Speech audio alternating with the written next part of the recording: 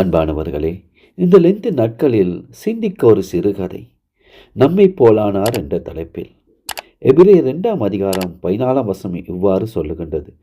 பிள்ளைகள் மாம்சத்தையும் இரத்தத்தையும் உடையவர்களாயிருக்க அவரும் அவர்களைப் போல மாம்சத்தையும் இரத்தத்தையும் உடையவரானார் என்று. கருப்பர்களான நீக்ரோக்கள் மேல் அளவில்லாத பாசமும் மனதுருக்கம் கொண்டிருந்த ஒரு தேவ மனிதன் ஜோன் ஹாவர்ட். அவர் வெள்ளைக்காரன். மிகவும் பாடுபட்டு தன்னுடைய வெள்ளைத்தோலை நீக்ரோவைப் போல கருப்பு தோலாக மாற்றினார். அதற்காக அவர் பட்ட பிரயாசம் கொஞ்சம் நஞ்சம் அல்ல. அவருடைய சரீரம் முழுவதும் பல வகையான கொட்டிய மருந்து வகைகளை பூசினார். சூரிய ஒளியில் பல நாட்கள் விழுந்து கிடந்தார்.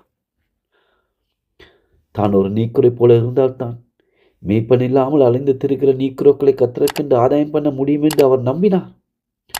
ஒரு பக்கம் அது அவருக்கு நீக்ரோவை சந்திப்பு மிகப்பெரிய உதவியாக இருந்த போதிலும் கூட மறுபக்கத்தில் அவர் நிறவெறி பிடித்த வெள்ளைக்காரர் மிகவும் துன்புறுத்தப்பட்டார்.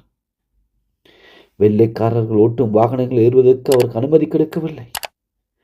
அன்பானவர்களே, ஆண்டவராகிய இயேசு கிறிஸ்து எனக்காக, உங்களுக்காக, நமக்காக மனித கோலம் பூன்றபடியினால் அவர் அனுபவித்த பாடுகளை கண்ணீரோடு தியானித்து பாருங்கள். இந்த நாட்களில் சவுக்கங்களால் அடிக்கப்பட்டு, முள்முடி சூடப்பட்டு, கைகளிலும் கால்களிலும் ஆணிகள் கடாவப்பட்டு, தன் முழு இரத்தத்தையும் எனக்காக உங்களுக்காக சிந்தி கொடுத்தாரே, அவருடைய நேசத்தை, பாசத்தை, காருண்யத்தை, தியாகத்தை, அந்த அளவில்லாத அன்பை சிந்திப்பீர்களா?